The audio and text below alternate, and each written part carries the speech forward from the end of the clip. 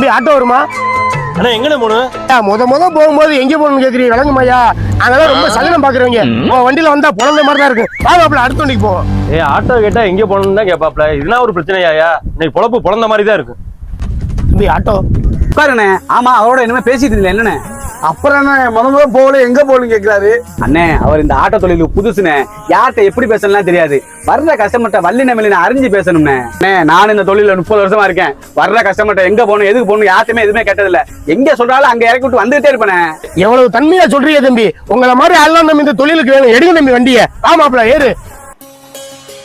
அண்ணே, இன்னும் எவ்வளவு தூரம்ண்ணே? போங்க தம்பி. என்ன ஊரை தாண்டி 4 கிலோமீட்டர் அவுட்ரு வந்தாச்சு. எங்க போகணும்னு தெரியலையே. ஒன்னும் சொல்லவும் மாட்டாங்க. சரி போவோம். தம்பி இடம் வந்துச்சு தம்பி, நிப்பாட்டுங்க தம்பி.